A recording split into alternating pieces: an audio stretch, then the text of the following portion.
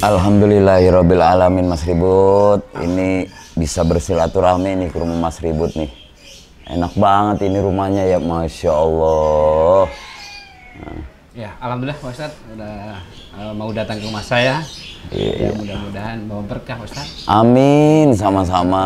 Suasana begini tapi saya nggak sengaja nih Pak Ustadz tiba-tiba datang syukur luar biasa nih Pak Ustadz. Saya ada rasa kerinduan sama Mas Ribut ini, makanya pengen banget sesekali mah mampir ke rumah Mas Ribut ini. Ternyata Masya Allah ornamen rumahnya. Ini kasih orang Pak Ustadz. Iya.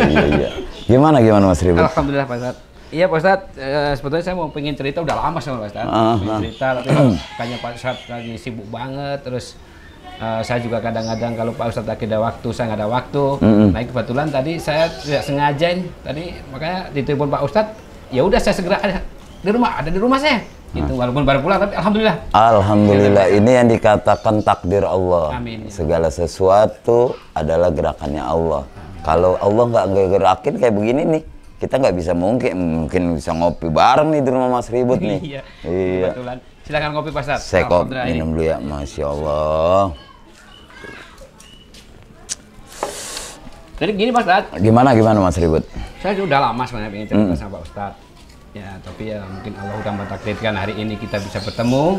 Amin. Ini sekarang itu kan masalah dunia kan orang lagi berlomba-lomba ngejar dunia ini. Iya, betul. Dalam arti orang itu sekolahnya tuh harus yang tinggi. Betul. Jadi dokter, jadi perawat, jadi insinyur, jadi macam-macam yang fisika kayak yang matematika, yang apa segala macam, tapi itu apa menjadi target utama atau bagaimana? Saya juga lagi bingung. Padahal saya pengennya kalau saya pribadi sebetulnya pengen anak itu bisa ngaji dengan dasar yang istilahnya masuk ke sekolahan yang beragama, gitu kan? Mungkin kan bisa landasan untuk nanti bisa menjadi orang yang terbaik. Itu menurut Pak Ustadz bagaimana nih? Apa sekarang itu harus mengejar dunia atau harus dilandasi dengan agama? Masya Allah, gitu, ini obrolan sore yang berbobot banget nih Mas Ribut nih. Memang akhir-akhir ini kadang ilmu agama sudah banyak orang yang sudah merasa agak malu-malu.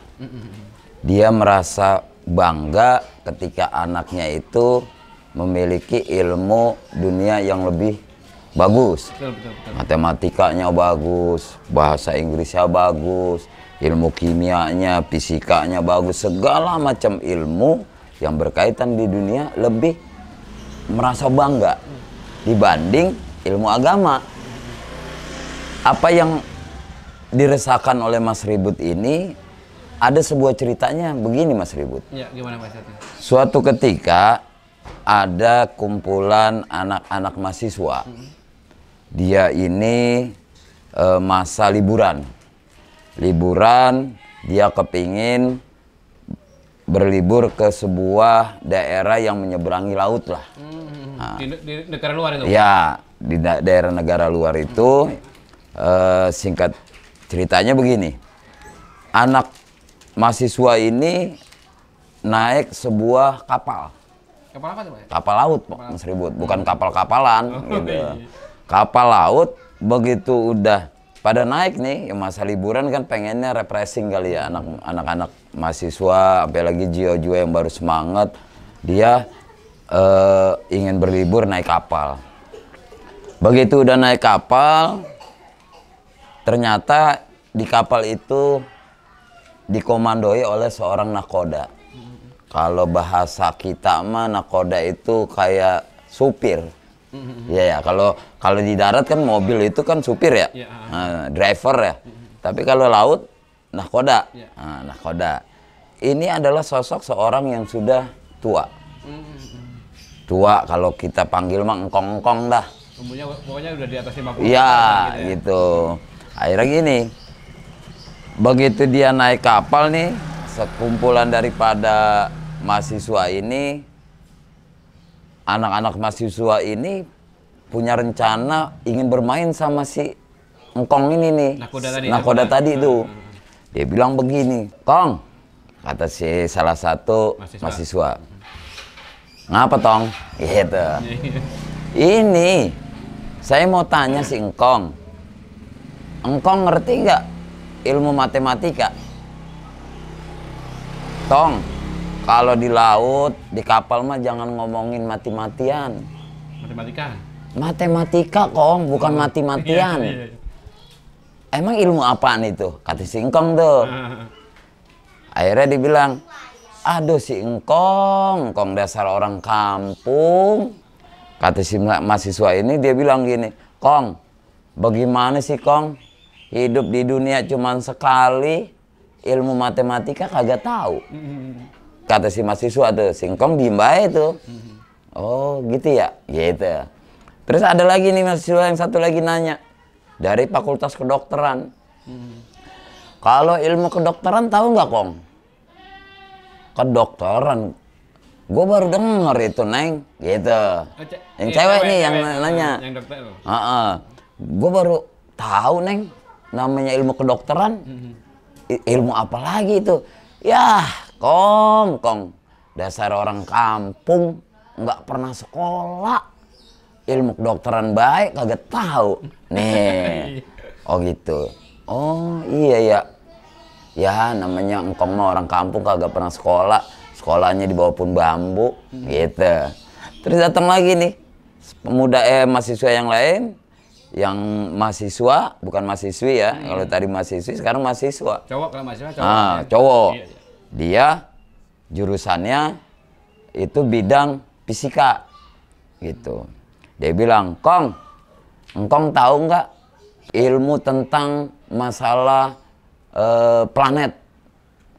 "Ya, Tong, itu lagi. Ilmu gituan mah gue kagak tahu. Gue mah kagak pernah sekolah." Bareng-bareng nih si mahasiswa, "Jadi engkong bisanya apaan?" Oh iya.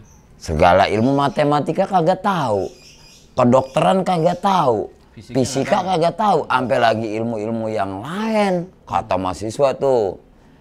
Dijawab sama si engkong nih, "Tong, Neng, gua mah cuma bisanya ilmu agama ama belajar berenang. Karena gua adanya di laut, makanya gua belajar berenang." "Ya Kong." Tuh ditanya lagi tuh sama rame-rame. Kong, ilmu berenang dipelajarin buat apaan?" Tuh kata si mahasiswa. Diledek tuh si engkong. "Ya biarin baik dah, Tong, Neng, emang gue bisanya begituan doang, agama sama ilmu berenang." Udah. Semakin lama nih kapal semakin ke tengah, Mas Ribut. Begitu kapal laut ke tengah, datang mulai nih ombak. Ada angin kenceng. Kalau udah mulai ada angin, berarti kan udah mulai ada ombak besar. Betul. Akan terjadi badai. Begitu kejadiannya tuh Mas Ribut tuh, kapal oleng, semua yang isi kapal itu mati semua. Kecuali si engkong atau si nakoda itu yang selamat. Karena apa? Karena dia bisa berenang. Yang lainnya pada mati semua. Akhirnya itu kapal tenggelam ceritanya itu. Kapal tenggelam, penumpangnya meninggal. Cuma si engkong doang yang bisa selamat karena dia punya ilmu daripada berenang. Kenapa saya kiaskan dengan ilmu berenang itu? Itulah yang dikatakan ilmu agama. Sebesar apapun kita miliki keilmuan di dunia, kalau tidak punya ilmu agama dengan kalimat La ilaha illallah Muhammadur Rasulullah, itu akan sia-sia. Mudah-mudahan nih dari cerita ini bisa kita kesimpulkan. Jadi tidak boleh kita menyepelekan tentang ilmu agama.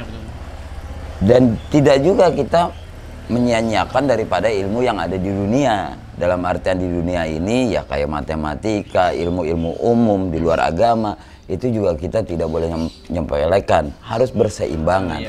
Paling tidak ketika dia seorang ahli matematika, tapi ahli matematika yang soleh, soleha.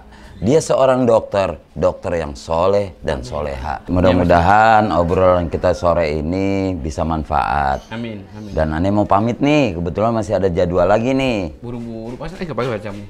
Pengen banget mah lama, cuma emang masih ada jadwal lagi, ya. Oh gitu ya? Ane pamit dulu ya. Terima kasih banget Pak Ustadz ya. Iya. Kapan-kapan silaturahmi lagi ya Pak. Siap. Assalamualaikum.